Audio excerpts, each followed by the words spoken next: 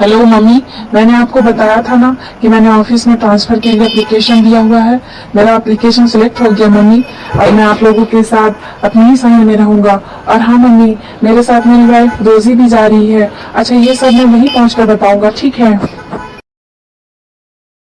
तुम आ रहे हो ये तो ठीक है बेटा, लेकिन ये किस विदेशी लड़की से तुम शादी कर लिए हो? क्या बताओ तो। हेलो। अरे अरे सुना जी आपने, ये आपका लाडला बेटा वहाँ विदेश में पता नहीं किस विदेशी लड़की से शादी कर लिया है और अब उसे यहाँ लाने के बारे में बोल रहा है। हे भगवान, अब क्या होगा? अरे भाग्यवान, तुम भी हद करती हो। बेटे की आने की खुशी नहीं है। अरे अगर उसने किसी से शादी की होगी तो अच्छी ही लड़की से की होगी। उसे पहले आने तो दो। इतना गुस्सा। क्या जी, भला बेटे की आने की खुशी मुझे क्यों नहीं होगी? लेकिन आपने सुना उसने क्या कहा? उसने विदेश की किसी लड़की से शादी कर लिया है और उसे यहाँ लाने की बात कह रहा है। जाने विदेश की लड़कियां कैसी कैसी होती हैं, वो कैसी लड़की होगी ये भी नहीं पता। अच्छा, इतना गुस्सा मत करो अब, नहीं तो फिर से तुम्हारा बीपी हाई हो जाएगा। माँ, मैंने तुमसे कहा था ना कि मैं जल्दी अपना ट्रांसफर करा कर यहाँ आ जाऊंगा तुम्हारे पास। लो, मैं आ गया। और देखो, मैं अपने साथ तुम्हारी बहू रोजी को भी लाया हूँ।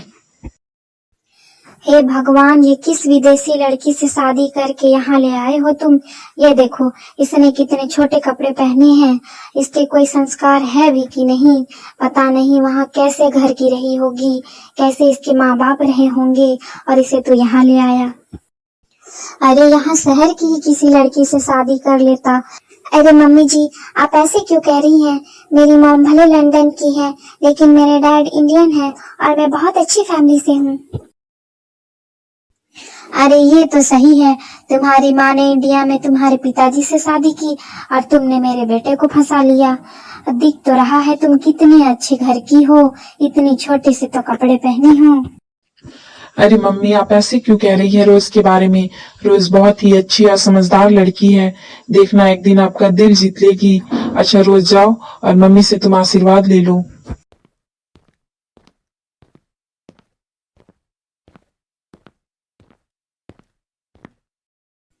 हाँ हाँ ठीक है, बस हो गया। विनोद, मम्मी जी हमारी शादी से बिल्कुल भी खुश नहीं है। उन्हें मैं बिल्कुल भी पसंद नहीं आई। उन्हें मेरे छोटे कपड़ों को लेकर भी बहुत दिक्कत है और उन्होंने मेरे मॉम डैड के बारे में भी कितना कुछ कहा। आपने सुना ना? रोज, तुम मम्मी की बातों का बुरा मत मानो। उन्होंने अचानक तेरी शादी के बारे में सुना, इसलिए वो धीरे धीरे तुम्हें पसंद करने लगेगी। तुम टेंशन मत लो।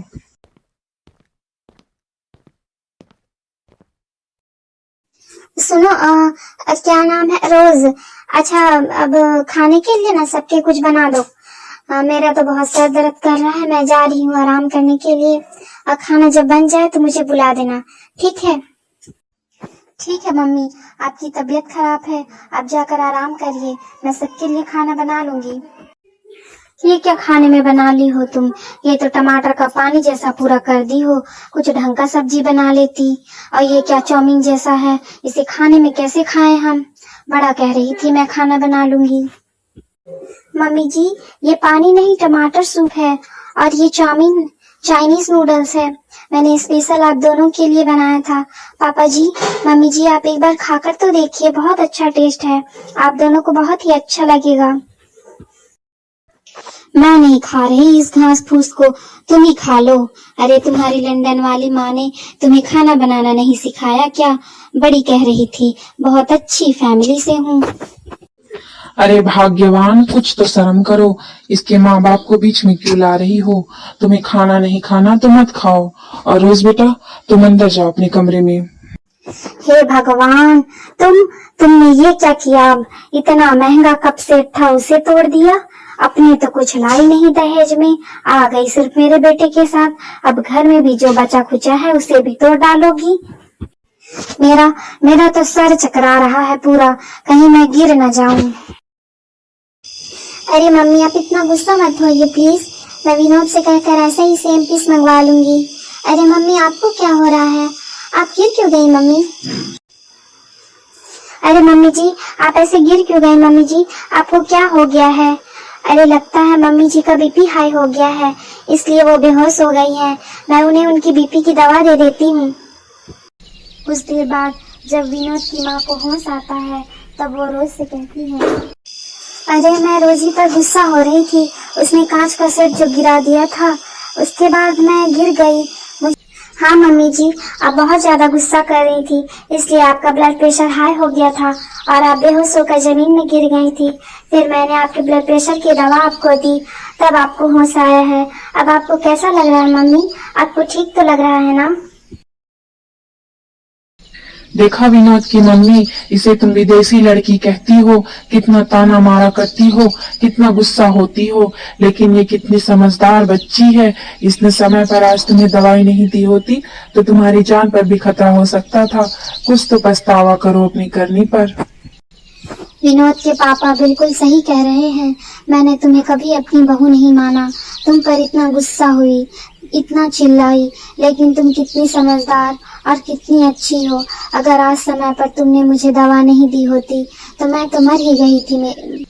मुझे माफ कर दो बहू, मैंने आज तक तुमसे बहुत ज्यादा बुरा व्यवहार किया है। अरे नहीं मम्मी, मैंने कभी भी आपकी बातों का बुरा नहीं माना है, मैंने हमेशा आपको अपनी मॉम की तरह माना है। विनोद के पापा और विनोद बिल्कुल सही कहते थे। ये हमारी विदेश की बहू बहुत ही होशियार और सुशील बच्ची है। खूब खुश रहो बहू और हमेशा फलो फूलो। इस तरह से विनोद की माँ रोज को अपनी बहू के रूप में अपना लेती है। किसी ने सही कहा है, अंत भला तो सब भला।